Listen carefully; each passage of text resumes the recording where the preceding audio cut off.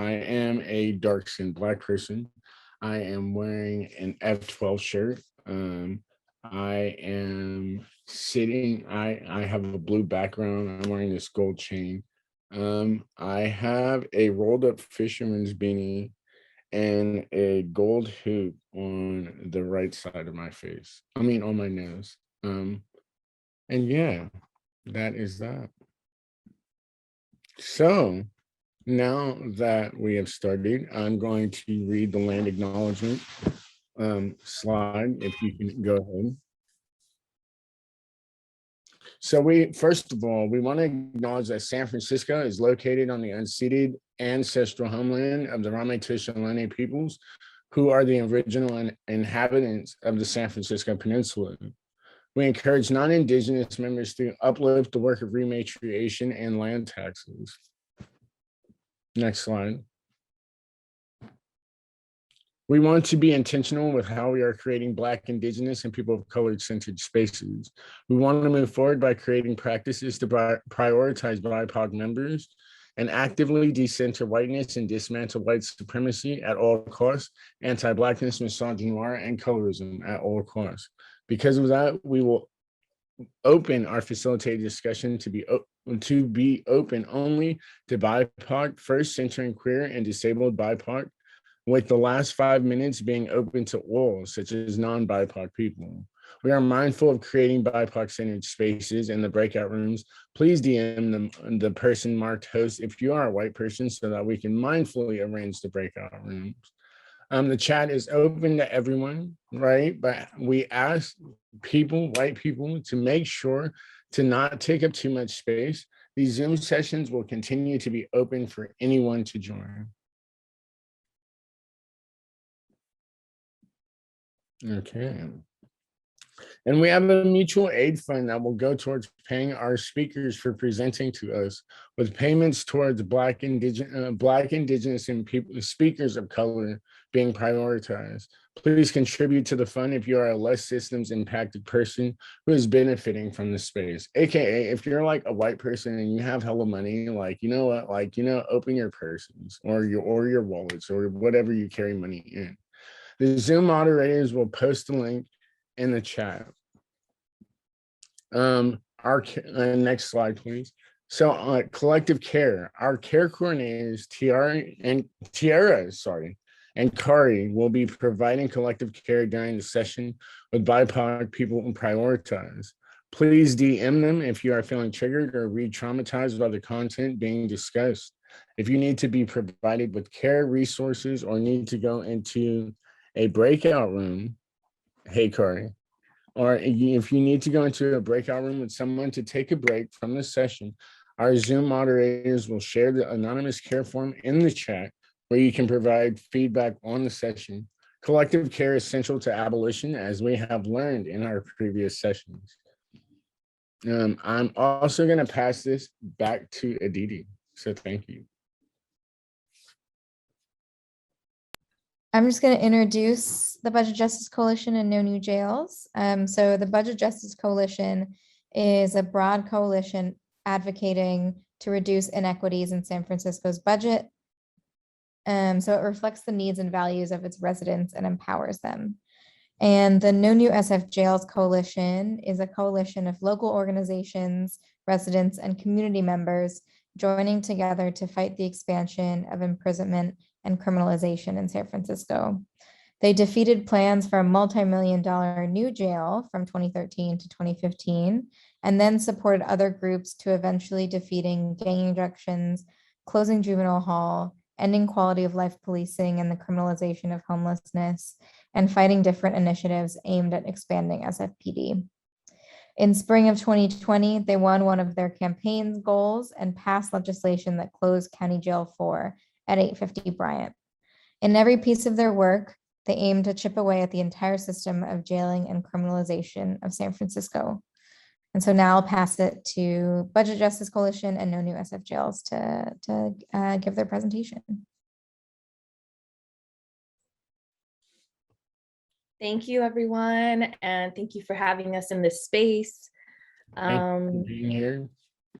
To get started, I do want to take a moment for us to take a collective breath together. And in this collective breath, sharing appreciation for yourself and for others for taking the afternoon off to be in the space to learn together.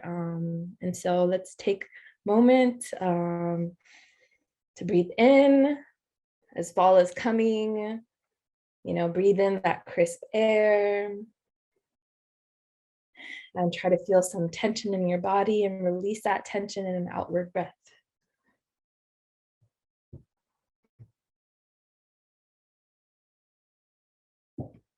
All right, so we'll get started with introductions. My name is Cynthia Bourjac. I'm with Causa Justa Just Cause. That's also part of the the coalition. And I use she, they pronouns. I am a Latina femme wearing a San Francisco beanie and a brown sweater. And I'll pass it to Melissa. Hi, everyone. My name is Melissa Hernandez. She, they pronouns work for me.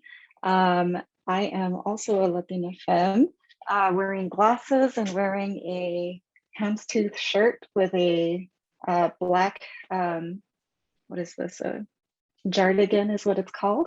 I'm very excited to be here sitting next to a really nice plant, if I may say so myself, and a drawing of my niece behind me. And I am here on behalf of the No New SFPD Coalition, although I am no longer a formal member, but very excited to be here with all of you. And I will pass to Jesse. Hi, everybody. Jesse Stout, he, him. I've got a black suit and a purple tie. I live in San Francisco.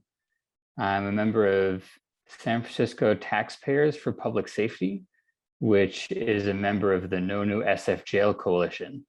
So today I'll be mostly talking about No New Jails, but also No New Jails is a member of the San Francisco Budget Justice Coalition. So I'll get to focus in a little bit on what we mean by budget justice and how we want to see that. Thanks.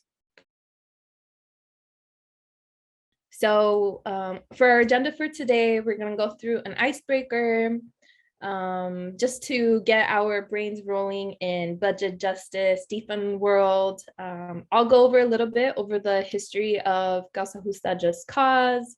Jesse is going to talk to us about the No New SFJO Coalition. We'll also be talking about why budget participation is important, alongside with the budget overview, which will go through the budget process, opportunities for advocacy. We'll squeeze in a break if we need to, and we can take a temperature check at that point. And then we'll have a discussion around defunding versus abolition, how these two, we as a coalition are seeing them go hand in hand. Melissa is going to lead us through a collective visioning exercise, and we'll close there. And on the slide of the agenda, you can see there's a picture of the budget justice rally that happened this June, which is a picture of community folks in front of City Hall, in which we painted a mural in front of City Hall that says, I'm trying to read it, defund the police, fund people, and adjust people's budget as a banner at the bottom. And for the next slide, we'll review the icebreaker. So just a review of how are you? And this can look like you checking in with yourself. Maybe it's been a long day for you and you don't really know how you're doing. So time for you to check in with yourself. You can go ahead and share in the chat, as well as beginning to think about what do you think that your city, in this case, we're talking about San Francisco, but also thinking about the cities where you grew up, cities in general. What do you think that cities should prioritize in funding and why? And we have time to take participants from this class to share, so we can hear from maybe 2 people.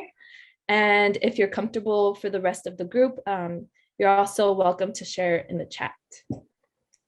Does anyone want to get us started with sharing how you're doing? And also, what do you think that your city should prioritize in funding?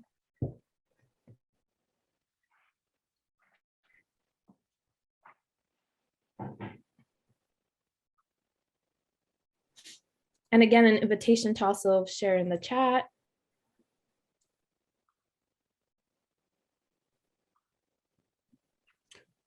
I could go. Yeah, let's hear it. Okay, so today, honestly, this last 10 minutes before this was actually like really crazy. I'm like walking around. I almost got hit by some white man in his fucking truck because he's a piece of shit. Like, pardon my language, but I'm like really upset at that. And then later I'm walking down and some other white man is exhibiting like violent racism. And it's like, what is going on? So like, that was really shady. I also am doing good at the same time because like, I got like put in a better position than where I was. And I think the city should prioritize money for low-income people and people experiencing homelessness and mental health crises and, you know, drug addiction and things of that, or drug use or substance use and things of that nature. They should also use money to like get rid of jails. They should also use money to like empower the community and give back money to the community instead of using it to like help banks out and shit. But yeah. And why? Because like capitalism is trash, and capitalism is the reason why we are all suffering, and why there is a structure based on suffering, and why there is a structure based on who is at the bottom and who is at the top. Thank you, Sean, for sharing your day with us, because that is really vulnerable for you to share. And it's really appreciated that you're sharing that vulnerability with us, because that's real and that's really hard. And again, goes to show that we experience so much throughout the day and oftentimes so much harm, and yet we're here, right? So thank you. And for your analysis too of what you're imagining. Thank you. Does anyone, we have time for one more person to share. And of course, we're welcoming participation in the chat too. We would love to hear what you all as students and as folks in the space are imagining that the city should prioritize. And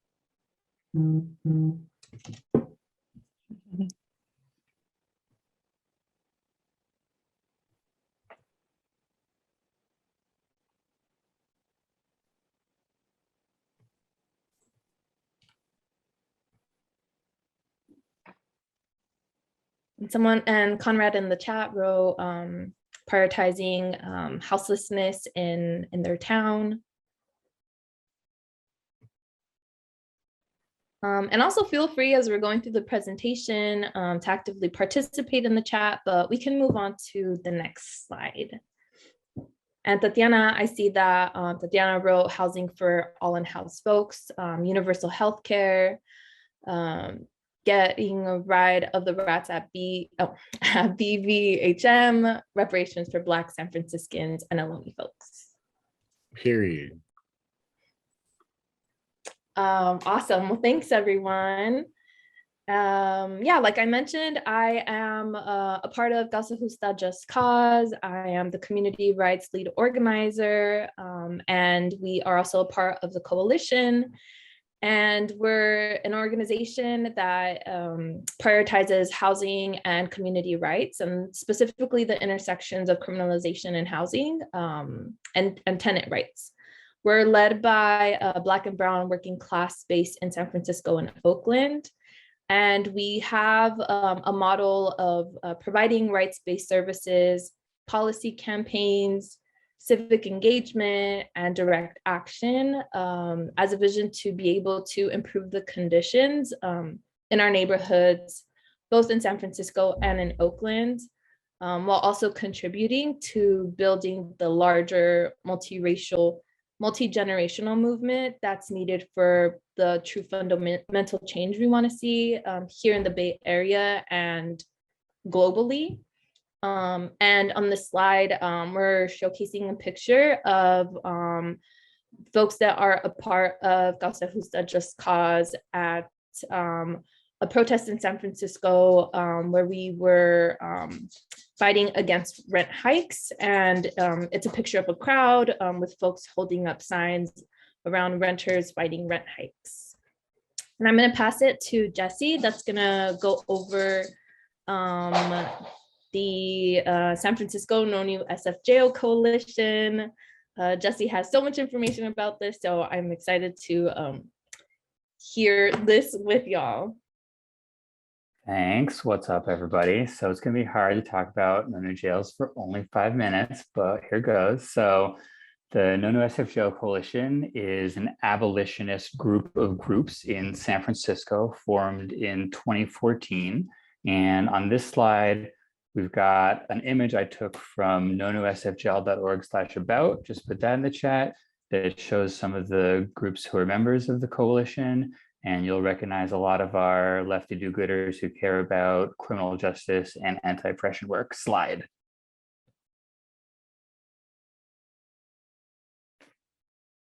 So here we've got some of our principles as a coalition. No New SF Jails does not think that imprisonment is a good answer to the problems in our society. We want to deal with the root causes of violence instead. We want to make sure that everyone's basic needs are met in our communities. We think we have the resources to do that, and we rely on community accountability instead of oppression or the government forcing us. Next slide. So here we've got our 10 demands from a campaign we won last year called Shutdown 850. And this is a good example of what we believe in, we agreed to as a coalition. And we have an image of some friends and allies and advocates standing in front of City Hall at a rally to demand that we not build a jail in San Francisco. The first one of these demands, Shutdown 850, is one that we succeeded in last year when we closed the Hall of Justice, the jail on top of 850 Bryant Street. And you'll see that the bottom half of these demands are all about using those resources to provide for our community instead. Slide. And in particular, No New Jails does not think that our modern law enforcement is the right answer to dealing with harm in our community. We do not think that police or probation or sheriff are helping when they arrest or hurt people. Last year in 2020, we participated in the Defund SFPD Now campaign and demanded that we not pay SFPD and cut their budget by at least half right away and let everyone out of all our jails and not pay the probation department to surveil people and hurt people anymore. Slide.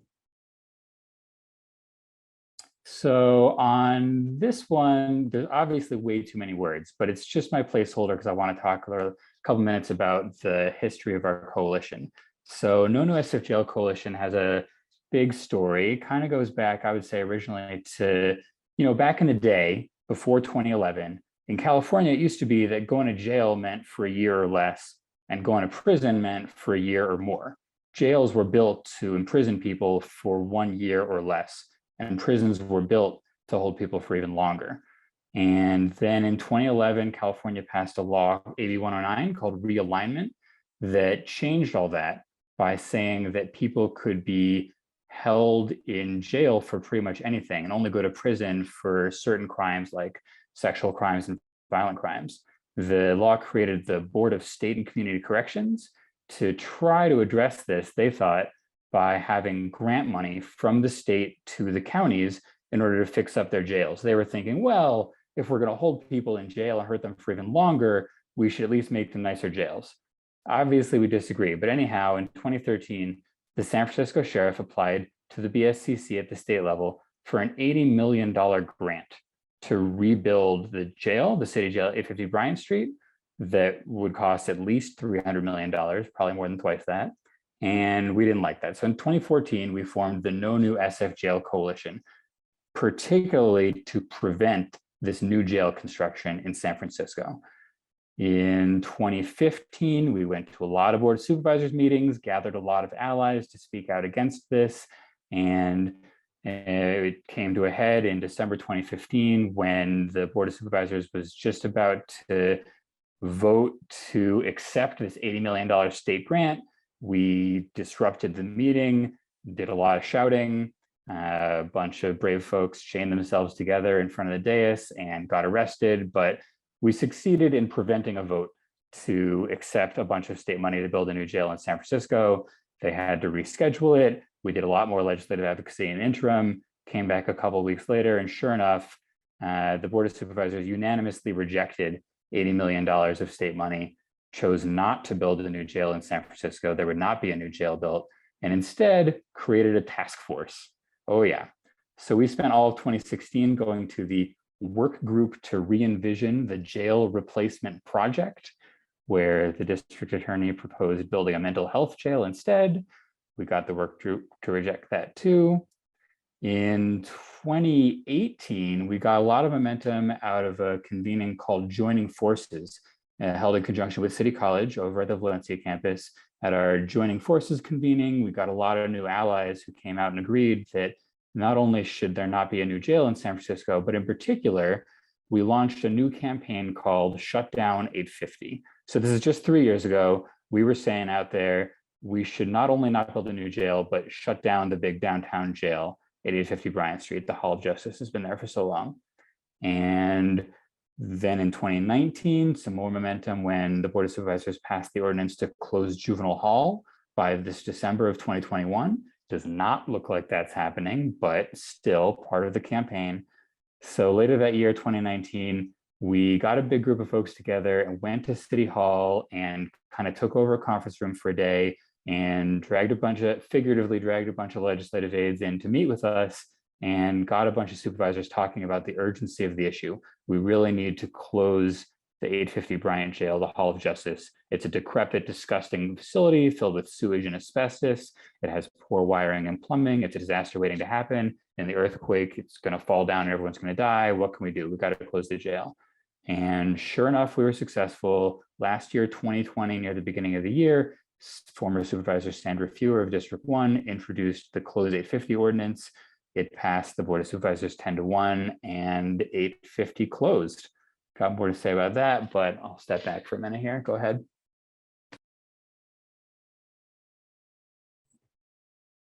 And we wanted to talk about why budget participation in particular is so important, and why budget participation is a tool for advocacy to really see our visions come to life. But for that, community unity is really needed and community pressure is really needed. The city chooses, this is what the city chooses to fund or to invest in as a moral statement of priorities. A budget outlines the city's vision for the future. And this session, it's an opportunity to work as a collective vision for what we as a community want to prioritize and how we can achieve a safe and sustainable future for our city. In other words, a budget is a statement of the city's values. So they should reflect what's important for the community. And next slide. And here we wanted to pick for y'all to have a picture of the budget as a strategy towards abolition. We have an image that says when one door closes, another one opens. And at the bottom, it says destroy the prison industrial complex, which shows images of different services and different city infrastructures that aren't being funded. And some limitations of the prison industrial complex. It's sustained by different budgets, both federal, state, and local, by fines, by the private industry, and by passing costs to San Franciscans and their families. And some aspects of the prison industrial complex are really integrated into other departments. Next slide. And some opportunities are to really dismantle punishment systems and the expansive net of criminalization, which includes things such as the courts, probation, policing, jails, sweeps of our houseless folks. And this is an opportunity for real material change to fund community resources that people really need. Sean earlier in this conversation was talking about, the different things that we should fund, which is why we opened up the session with wanting for us to think about where our city's priorities should be with the budget. And later on, we're going to go through to really showcase what San Francisco is highlighting in its budget and where its priorities are, and how we as a community can really change those priorities and see a city that we as community members are striving to see a city where people are thriving. Next slide. And why the legislative pressure and budget advocacy. So here I'm going to highlight more the box on the right. It's a blue box of different ways of applying legislative pressure. And some of those include providing public comment. So this is both verbal and written at Board of Supervisor and committee meetings. This is a time for a community to come together and for unity to really showcase of what our needs are as a community, what our wants are, and for our representatives to hear what the community wants. Another way of applying this pressure is through direct action tactics to amplify mobilizations. And some of these Jesse was describing some actions that the coalition has taken in the past. Also making calls to supervisors and lobbying, which includes organizing your community or organizations to meet with supervisors. Next slide. And I'm going to hand it over back to Jesse. That's going to go over the budget overview process. Thanks, Cynthia. So I'm supposed to talk a few minutes about how the city budget works and what we can do to change it. And I want to start by acknowledging that the No New SFGL Coalition has an abolitionist view on the city budget. So, my version might not be your version, and think about it for yourself too. So what's a city budget? So that's the money that they get from us, the taxpayers, and spend for funding everything, not just like law enforcement, police and sheriff, but everything. Here's a random list of departments, everything from the library to roads and streets. Slides. So what is the cycle of the budget, like the timeline, right? So it starts with the mayor, the executive branch, comes up with an initial draft of the budget and then sends it over to the legislative branch for approval. So the Board of Supervisors receives the mayor's proposal, has a committee that goes over it, makes some changes, and then after it's approved by the Board of Supervisors, it's signed by the mayor and implemented by the departments. So all those departments, including police and sheriff, get their money and spend it. Slide.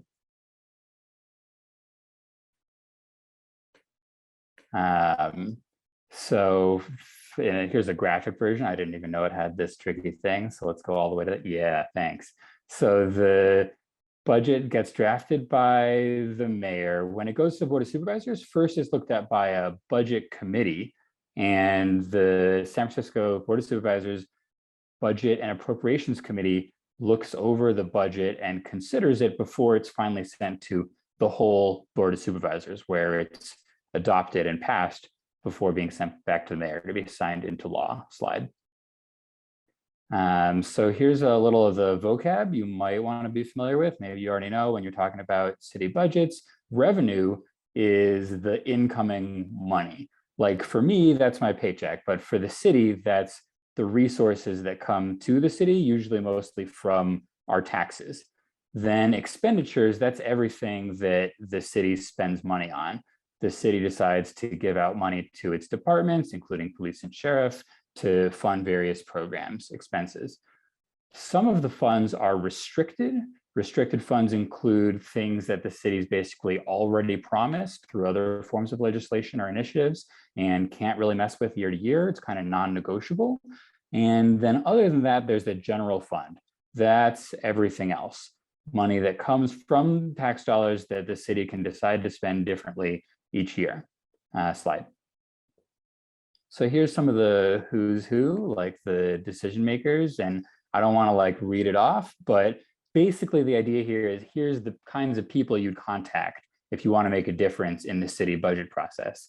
If you're trying to be in a campaign, our example is going to be defund the sheriff's department, then here's the people who may or may not actually have that right influence. So on the left hand, we have the executive branch headed by the mayor. The mayor has a budget office. The mayor's budget director has staff who prepare the budget every year that's from department drafts and to the supervisors to be tweaked and approved. There's the department heads themselves who provide asks to the mayor. So these department heads, like the police chief and the elected sheriff, propose to the mayor, here's the money I want this year. When the mayor has a version of the budget, she sends it to the Board of Supervisors.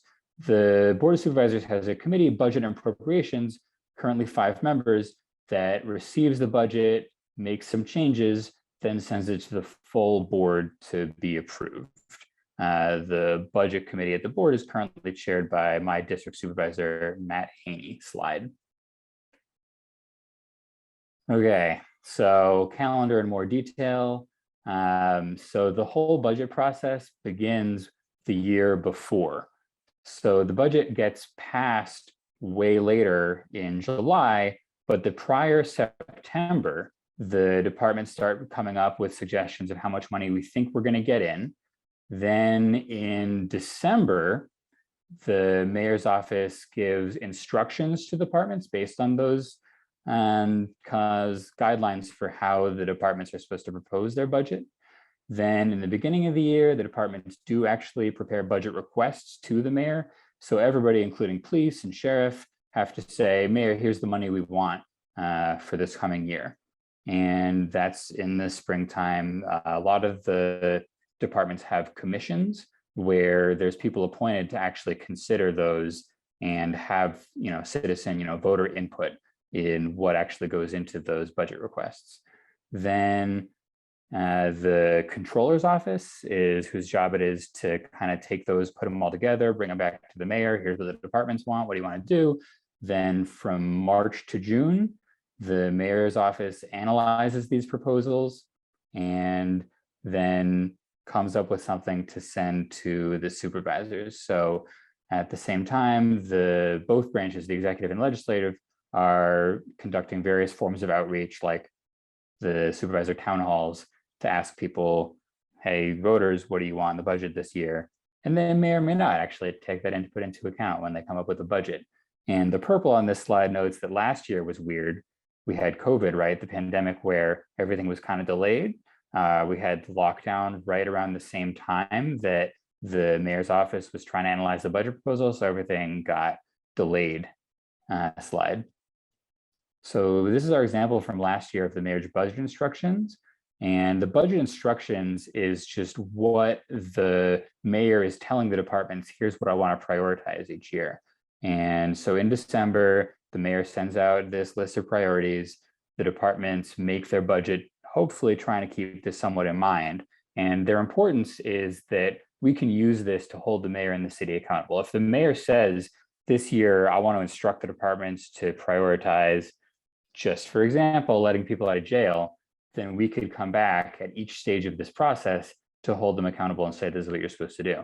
So the 2020 budget priorities before COVID were things like housing the homeless, clean streets, healthy neighborhoods. But then, slide, we had a bunch of changes because of the COVID, right? So the city budget changed a bunch when it seemed like we were going to have all this tax dollars that we didn't get because all the stores were closed and everything, right? So a bunch of people lost their jobs. That meant people weren't paying their payroll taxes.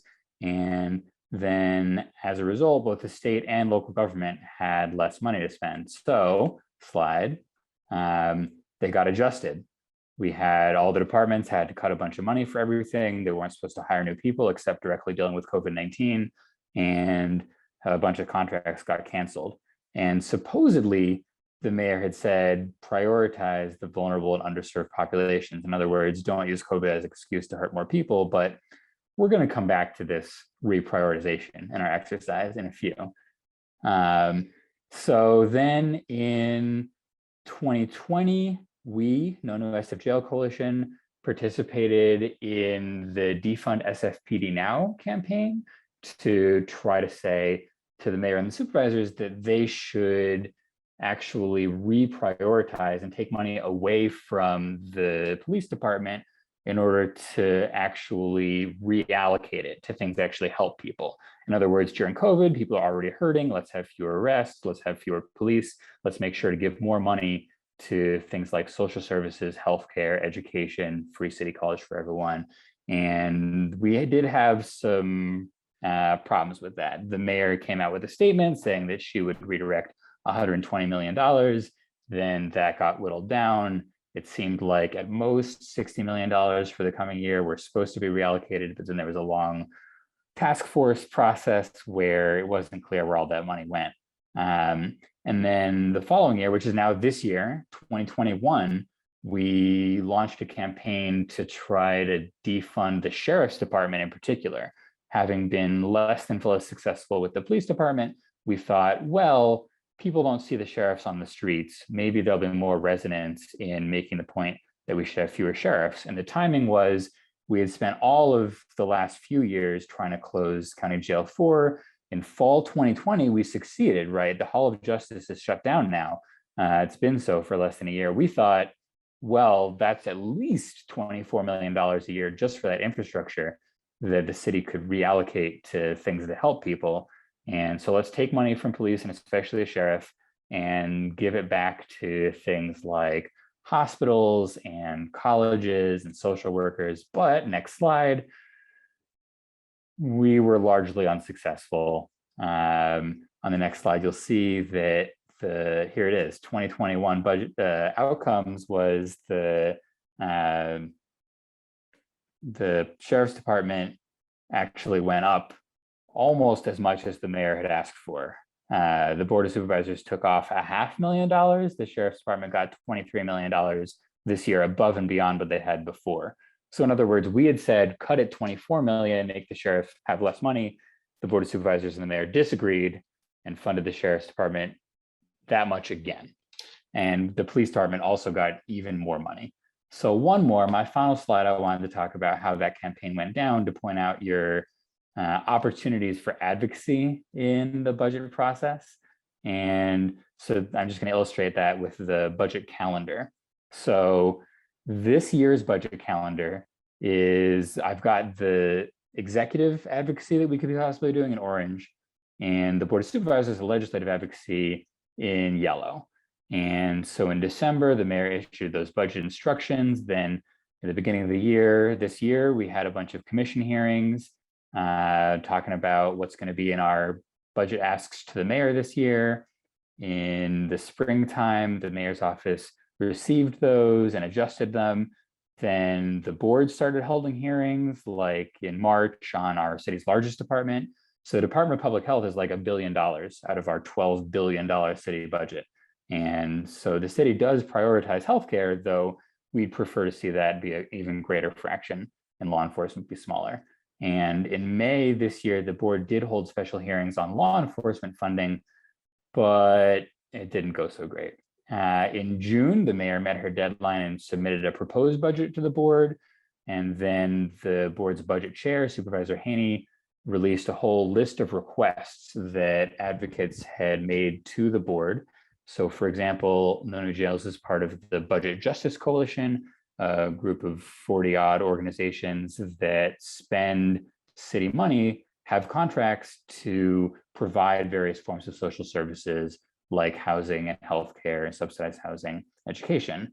And then the Board of Supervisors holds hearings with each department. So this was mid-June, normally, including this year.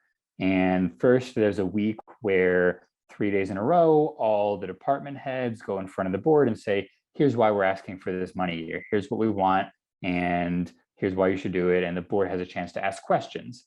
And sometimes they do ask hard questions. So in our campaign to defund the sheriff this year, 2021, we did a lot of advocacy in advance of this to say, hey, board budget committee, please ask some hard questions. Here's why. Let me meet with you and explain to you why it's worth defunding the sheriff's department. In particular, we worked with a group called DPH Must Divest, whose purpose for this year was, can we please have fewer armed sheriffs in our hospitals over at the General and Laguna Honda and the community clinics. We should not have armed guards, full-time sheriffs. Instead, we should have community care workers who are trained in nonviolence and de-escalation. And so we asked the board to ask questions about that, ask sheriff, police, probation, what are you spending this money on? The next week, also in June, there's another round of hearing where the BLA, Budget Legislative Analyst, gives reports recommending various cuts to departments. And we were there to say, let me call in for public comment. Let me ask for greater cuts. Let me say the BLA cuts don't go far enough. Late June, there's a public comment day where anyone in the whole city can call in all day long to the Board of Supervisors and give a piece of your mind and say, here's what I think you should do in the city budget this year. But a key insight is that that is often too late. By that time, the supervisors are often tired of talking about the budget, and you really want to get to them earlier than that. At the very end of June, they had their final deliberations. They talk about restoring some of the cuts the mayor's made and giving some money back to the community. But we're talking about tens of millions of dollars, not hundreds of millions, let alone the billions of dollars that make up the whole city budget. Finally, the board votes on the budget. The mayor signed it into law at the end of July. And that's it. Let's take a break for a minute.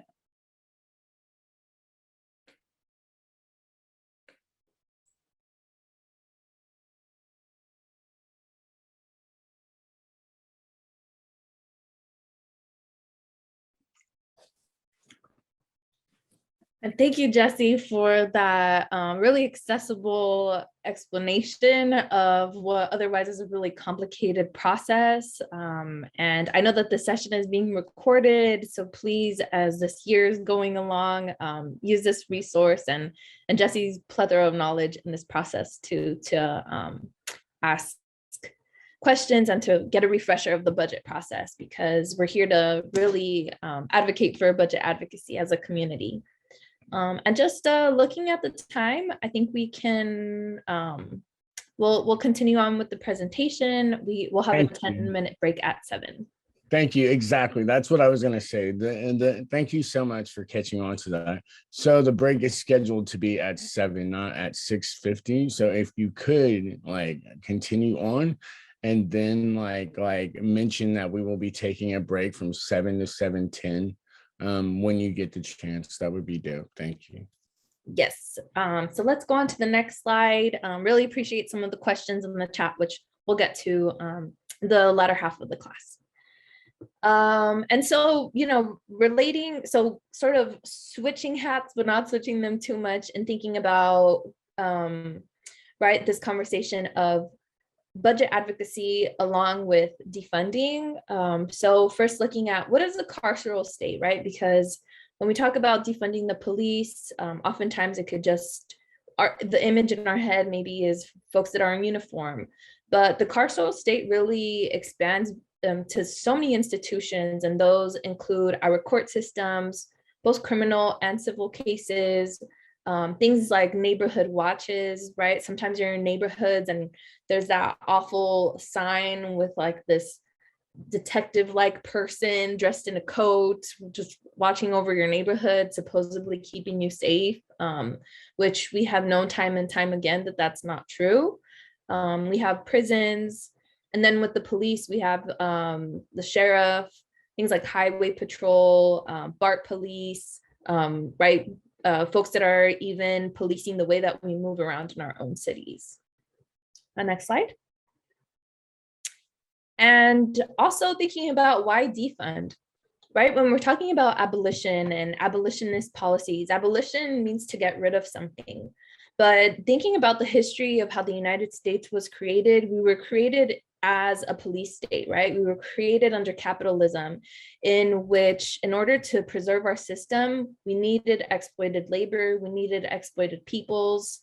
And this is going to take a long time, and it's going to be a long and difficult process to unlearn that, and also to build up the power and the solidarity of the most impacted peoples by our carceral state.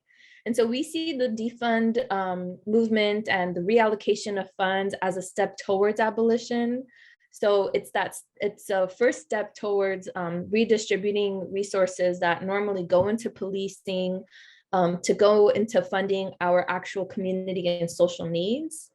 We understand that the history of it's to understand the history of policing, and that policing cannot be reformed.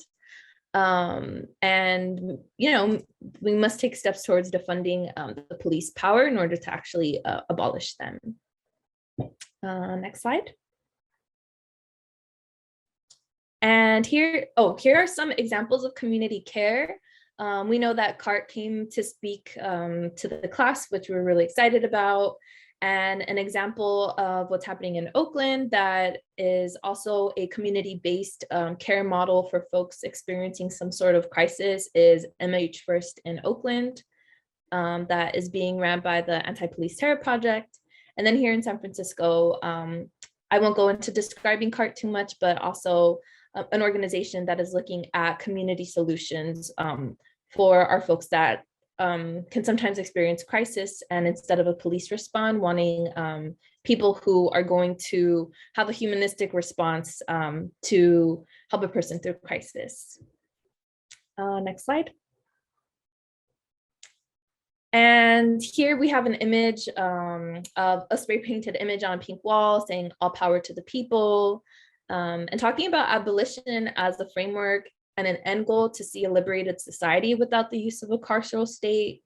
And abolition allows us to imagine how to implement restorative and reparative practices instead of punitive ones. And this is a system that hasn't existed in our capitalist, white supremacist world. And we're trying to create a future that is new, and really appreciating the tenderness and the care that's going into creating this space of what abolition can look like, and the invitation of organizations that are trying to work towards and push abolition. And so I don't need to go through the definition of abolition too much, but also just trying to remind us of why we're here. And I believe that for the next slide, I'm going to hand it over to Melissa, that's going to go through an envisioning exercise with us. Yes, thanks so much, Cynthia. And thank you all for sitting through this very, very dense but important presentation. And thanks so much to my co-presenters for all the work that went into their sections.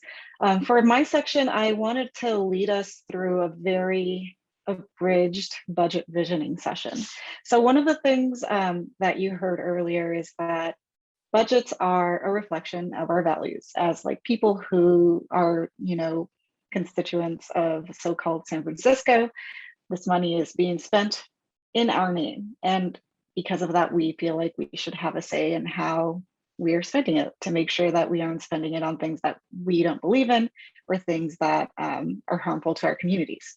So for this section, I was going to have you type directly into the PowerPoint, but I just realized the permissions on it are not quite what we need them to be. So for this section, what I want to bring you back to is a question that we sort of asked at the very, very beginning of this presentation, and that is, how would you want to spend the city's money? Like, what things do you want to see? What things do you want the city to prioritize? If you were like mayor for a day and you got to decide what we were going to spend the money on, what types of things would you choose? And so I've added a list here of some of the examples that you might want to invest in. And also, what things do you not want to spend money on? So think of both of those things. And if you could please just type into the chat some ideas that you might have, I can type them into the actual slide. So I don't know if it's more helpful to leave the list. Maybe I'll leave the list for a little bit, and then once responses start coming in, we can start typing in there. And my co-presenters, I would invite you to also contribute. reparations. All right, got reparations down for BIPOC folks.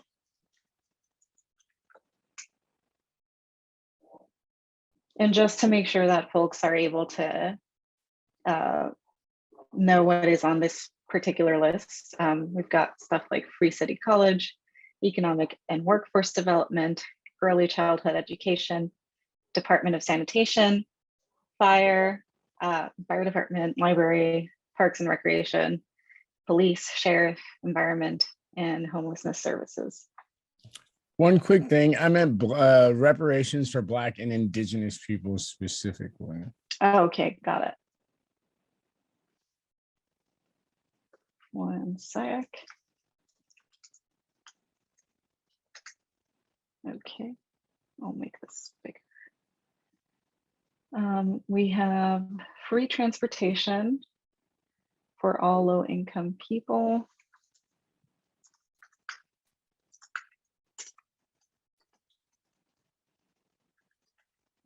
Money for mental health support that is not tied to mandated reporting. I appreciate the thoughtfulness of these. They're very specific. And this is exactly like the type of thing that we should be telling the city.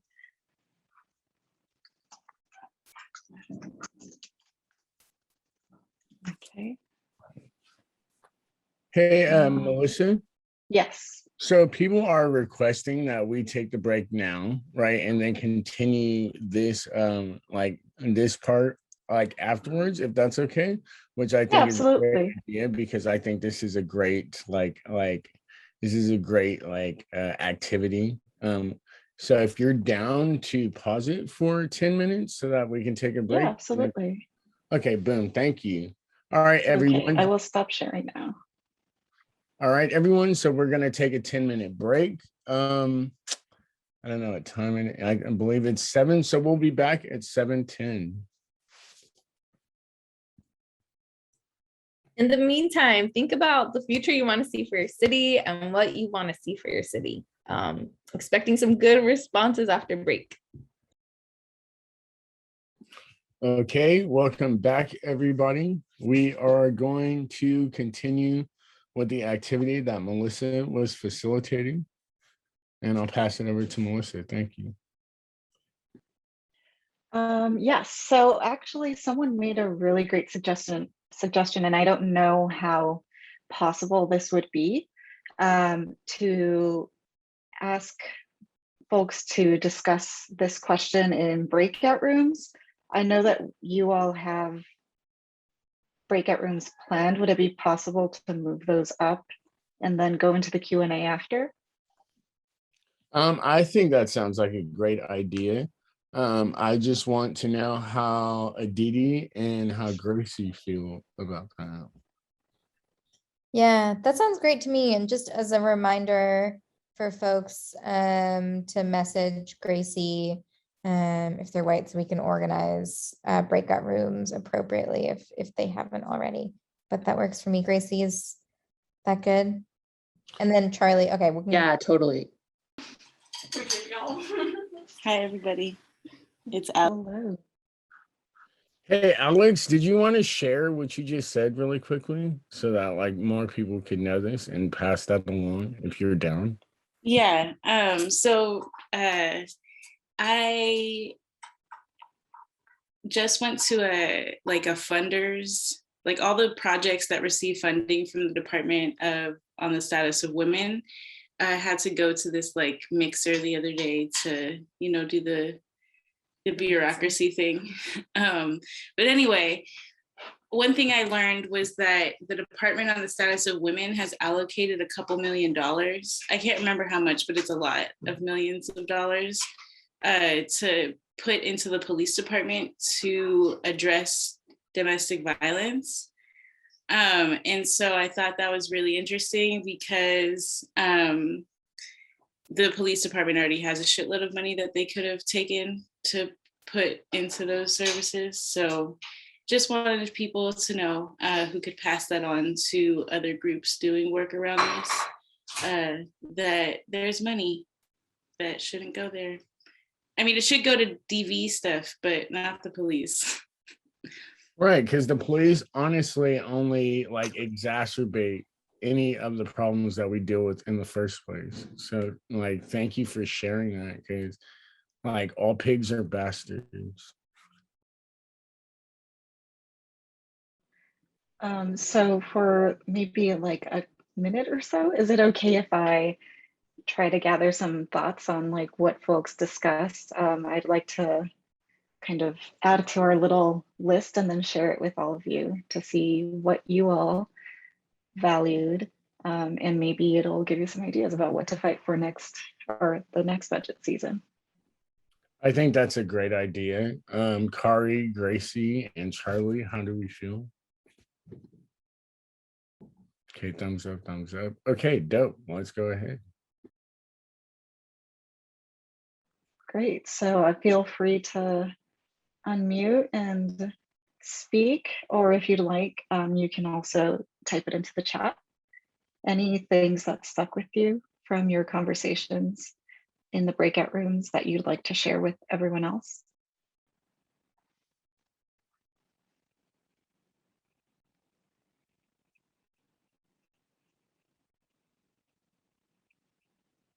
I guess from our group, we came up with quite a few things. We had tutoring and care for and care workers for public schools, money for mental health support. Oh, actually, that was someone else's. Housing, especially supported housing, public bathrooms, free childcare on demand, free transportation, housing and sanitation, fresh and healthy food.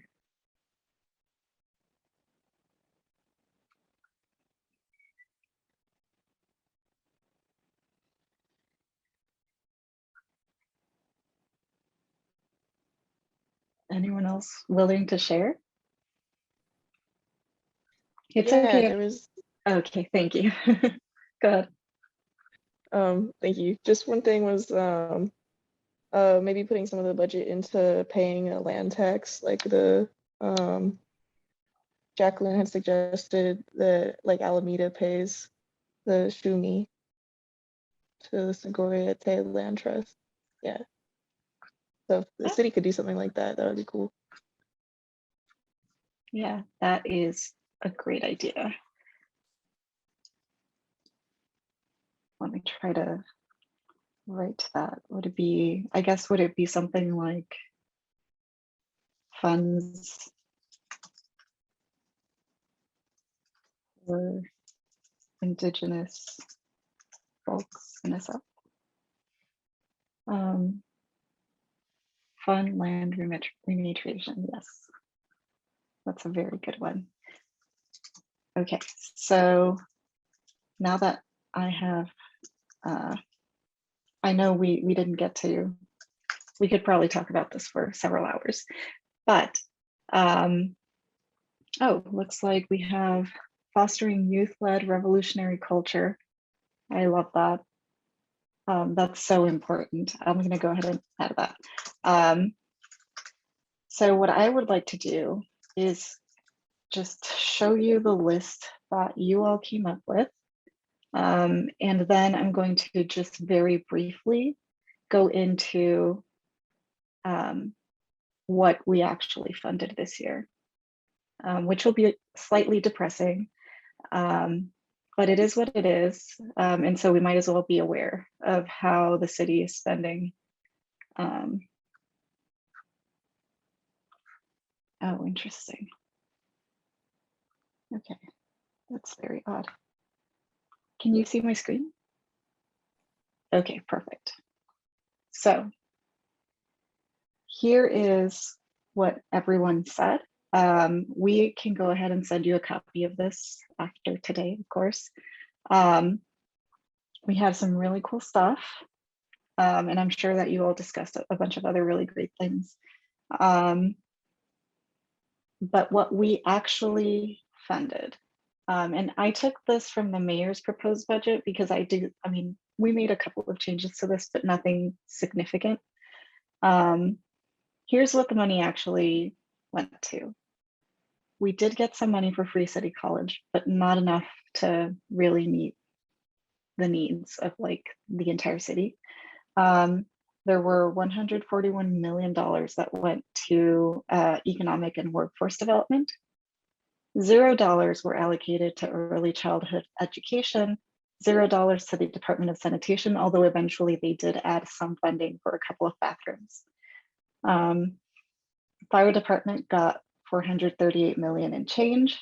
Library got 171 million in change. Parks and Recreation got 244 million. I know that for our group, parks were very important. And we didn't get that much money for actual parks. Police got 661 million in change. And the sheriff's office got $270 million in change. Environment, which is probably one of the most important things that we should really be worrying about right now, got $21 million. And they did invest 671 million and change into homelessness services. Obviously, we know that the way that the city approaches homelessness services is really problematic, and that they're also funding really problematic things. And I did want to point out that even though this number looks big, it's actually a decrease in what they had the year prior. So they actually decreased the money. And when I looked into why, it was cuts to like actual programs, and they actually increased their overhead costs.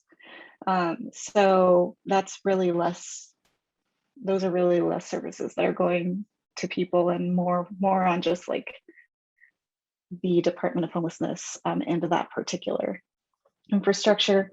I just have a very quick closer look at the PIC in San Francisco. I tried to add as much as possible as I found. We spent about a little over 17% of our massive general fund on criminalization.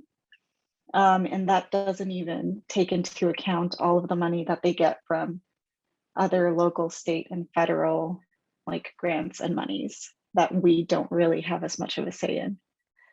So essentially, we are spending a lot of money on criminalizing folks and not enough money on the things that really matter to us based on what we just discussed.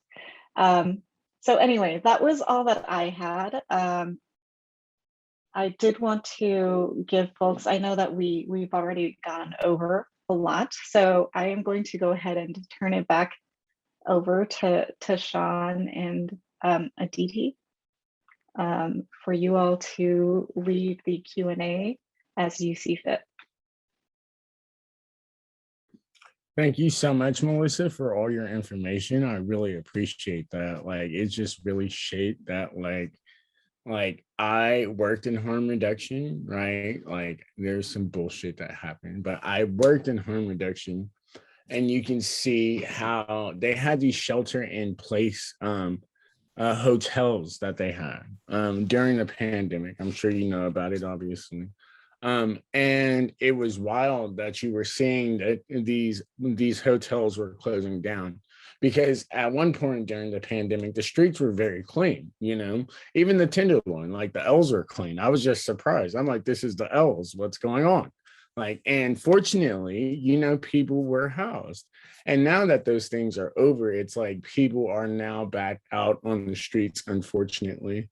And it's like, if there's $617 million or 71, I forgot the exact figure, $600+ million being given to solve these issues, where is the money going, right? Because that's a few buildings, you know what I mean? That's like 2 buildings, maybe even 3 buildings, And if you think about that, like they give money to circumvent the issue rather than actually solving the problem, which is something that I put in the chat. And I really mean that, because there's like hella overdoses, right? And that's another example, right? I'm just going to give a brief explanation as to what I mean about that.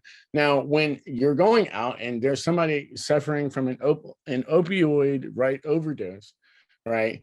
or just an overdose in general, if you call the ambulance, right, and you're like, hey, yo, like we were trained as to how to get the ambulance to respond, which is fucking shit, right? It's just literal just trash. You do not say, and this is for everybody, actually. If you see somebody experiencing an overdose, unresponsive, blue in the face, hunched over, you know, like, and you're clapping and you can't get him. If you call the ambulance, don't ever say that there is somebody suffering from a drug-induced overdose or somebody is overdosing. Don't ever use those words because they're not going to respond to you in the first place. And that's just like the apathy and the criminalization of homelessness, right? They, like, you know, a lot of times they'll just let the person die if you say an overdose rather than coming over and saving them. So it's just like, all the money being given is trash. I'm going to pass it over to Aditi for their comments. Yeah, thank you so much for the presentation and also just the engaging discussion in the breakout rooms. I think maybe what we'll do is begin our 10-minute Q&A, if folks are okay with that. Just because I know we're running out of time. So maybe we can we'll start with BIPOC class members. So BIPOC folks, if you want to raise your hand to ask a question or type something in the chat, feel free. We also like to start with a question for all of our presenters, which is, in your wildest dreams, how do you imagine us creating an abolitionist world? And how does that overlap with CCSF? And I'll put that question in the chat, and then anyone else who has questions, feel free to put it in the chat or raise your hand.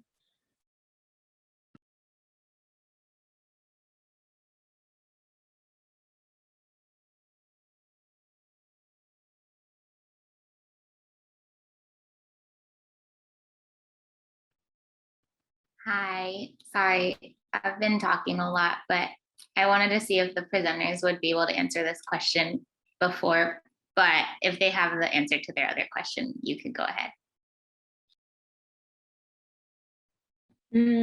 I can give it a shot of the question.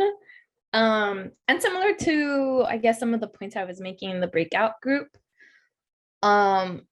imagining an abolitionist world with all of the circumstances that we've been faced is something that it's a really big effort, right? From the creation of this country to our really deeply ingrained capitalist values, to speak about abolition, it has to be a movement that is being led by the most impacted peoples. It has to be a movement that is taking the time to build up the leadership of Indigenous and Black folks. And that means that there has to be a lot more of these circles of care and of education and of learning and of unlearning, because for centuries we've been, capitalism and exploitation and one-upping each other has been so ingrained. And in a city like San Francisco that has had a mass displacement of its Black population, of its Latina population, a lot of the folks that we are talking about here, we have to also talk about them as not even being in the city anymore. And so one, I think it requires us like making sure that we keep our communities, that we welcome back our communities, that we house our communities, and that we're providing these beautiful collective spaces of popular education. And I think that CCSF and the community college model of access to free education and access to spaces with people from all walks of life is so important, because I think that that's where the revolution happens. That's where ideas of collective liberation happen.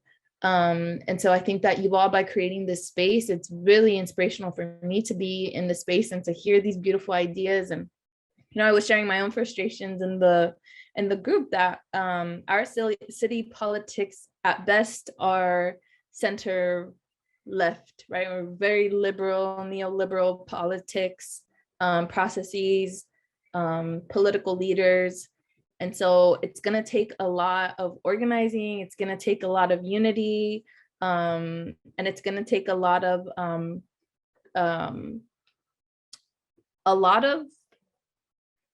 shedding and a lot of learning that it's okay to be soft and to share your anxieties and to share all of these things that we're told that we have to hide. And that itself is abolition, that itself is liberation.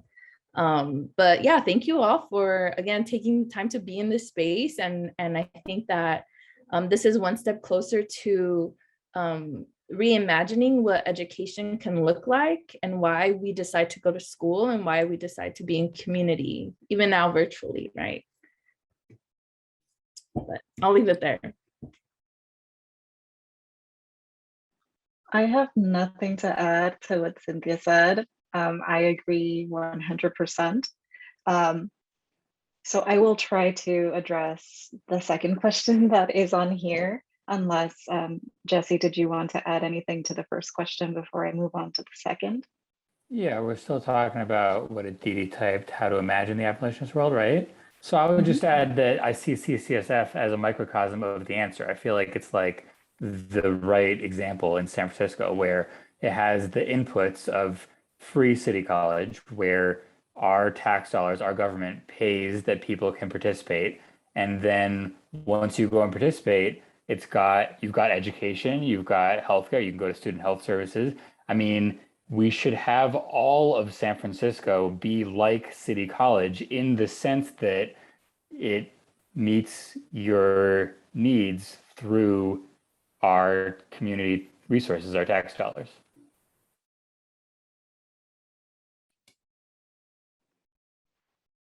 So thank you, Jesse.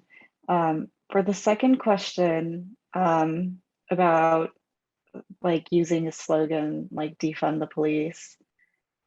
I mean, of course, like I personally have heard this from people, and I know that there's been a lot of discourse on this like online, and you know, when you go meet your like friends who are not quite down with abolition yet, like it is something that comes up a lot.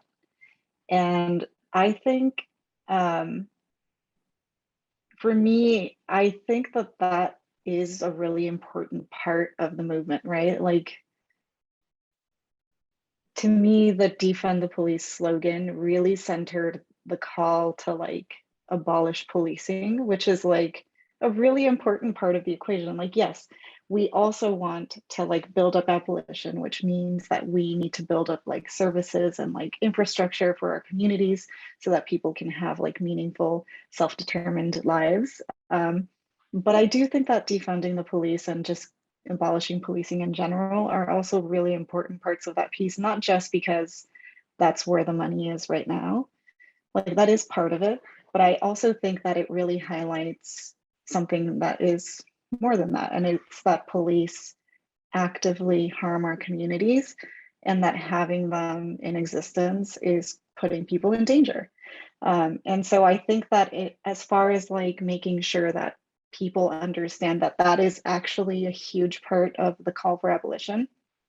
I think that the defund the police slogan really centered what was important, right? Like, and it's, we don't want to see people getting hurt anymore, especially, you know, state sanctioned violence like that. Although there's a lot of other state sanctioned violence, but you know, we got to focus.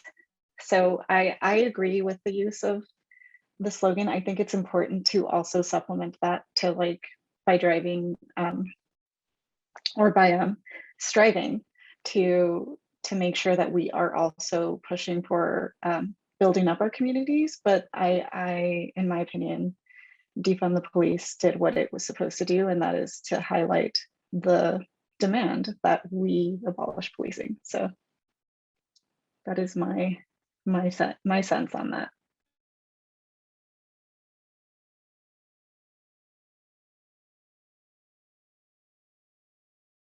Any other responses on that question or any other questions from any folks?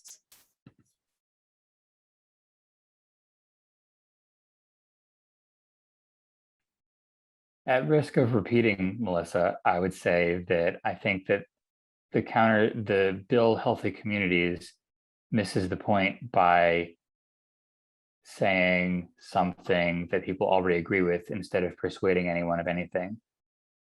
I think most people, especially people who run for office or vote, already agree that we should have healthy communities. And the point of saying defund the police is about how we get there. And that pushes the envelope at least a little bit by being controversial, by being contrary to the status quo. I think that we need both. I mean, if you had room in your mind for a longer slogan, it would be build healthy communities by defunding the police. And the controversy is just because people hear 3 words at a time and they stop listening. I think that saying only build healthy communities instead of saying defund the police is kind of like saying all lives matter. It misses the point that there's something more important that we need to do in order to help and protect people right now, instead of just kind of helping everyone eventually. Oh, there was a question earlier. I don't know if I'm able to find it in the chat. I don't know, Micah, if you want to say it again. Okay, yeah, thanks. I appreciate you reminding me, bring it up. Okay, so I guess it's a question for the presenters, which is, well, I'm Micah. I'm a non-binary person with long hair, a white person, long hair tied back in a ponytail behind my head, and I just shaved so my face is smooth, like I like it. And I'm sitting outside, and there's windows and like paneled exterior behind me. So my question is, how do we keep the city government from wiggling out of any like progressive choices that they decide on at any stage in the budget cycle, budget decision cycle, or even like the ones that we voted on, like Prop C, which the money has never come through because they tied it up in lawsuits and stuff. Like it seems like words are cheap, but there's just like no way to actually make them do anything that they say they will. So I'm curious how, like, what are effective strategies that you all have found for actually like holding them to it, if there are any. And yeah. Melissa, you want to talk about checks and balances, or should I go first? Go ahead. Okay, so we talked in today's presentation about trying to accomplish things through the legislative process. And you have a great point that the government does not always implement the laws that we pass through the legislature, or even the initiatives we pass at the ballot. When they don't do that, sometimes we can sue them. Sometimes we can use the judicial branch as a check on the legislative branch. And sometimes we can get the executive to act, but often none of those work.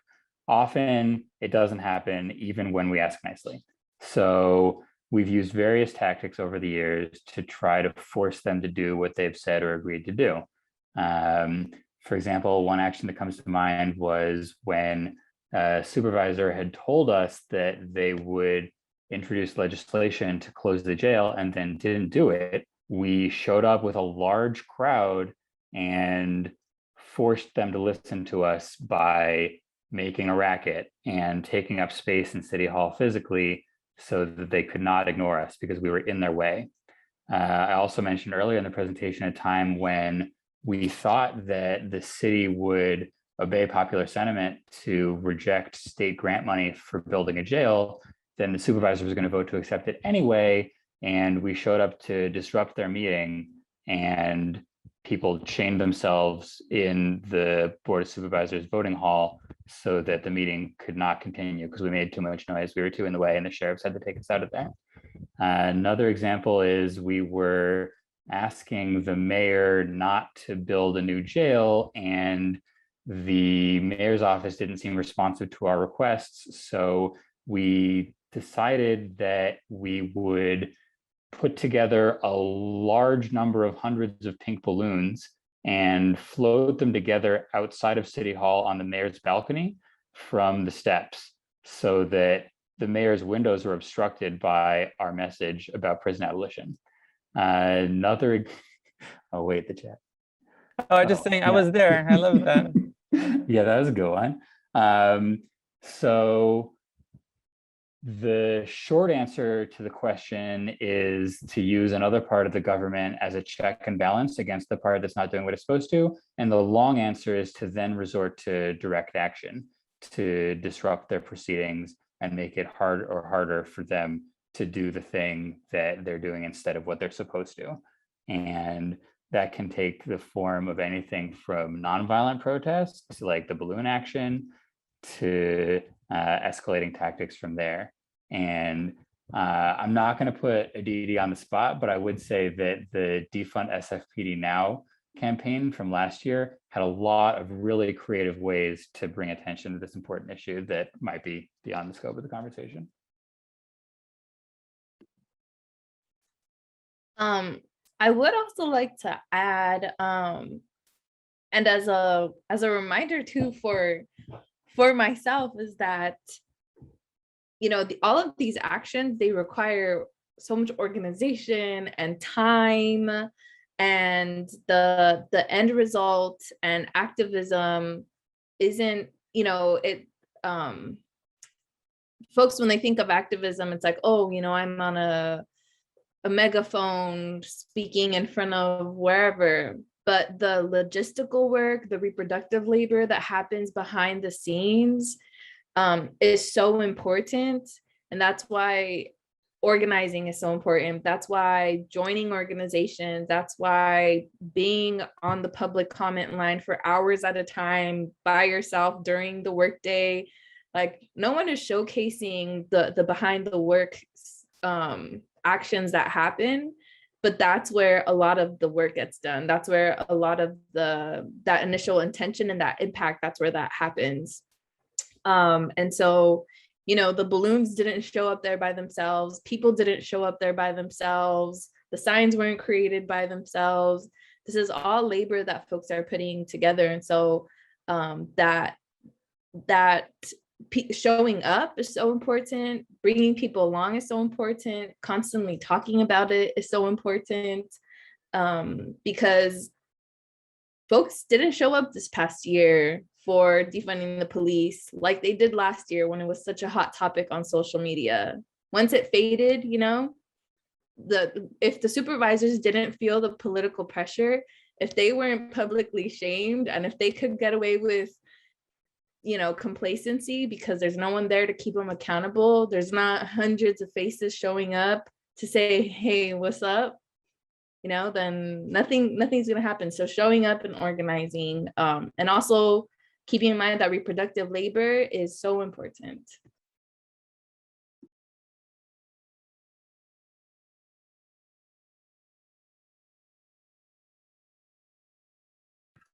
Thank you all so much for those answers. I know we're approaching time, so I'm curious if there are any last closing thoughts or reflections, either from the speakers or anyone else that they want to end the class with.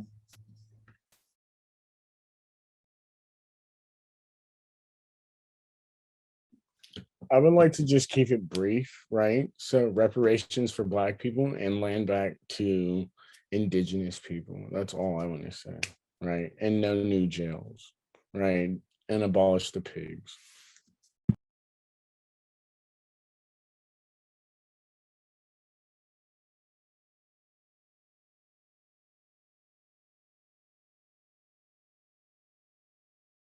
Yes, thank you for the space. And thank you to all of the organizers. Like, I know, talking about labor, I know that there's a ton of labor that went into putting this like course together. So thank you to everyone who was involved in that. Y'all are the best. You give me hope. I'm really rooting for all of you. And I hope to see you at in action later on. I'm sure there will be plenty of opportunities to get involved.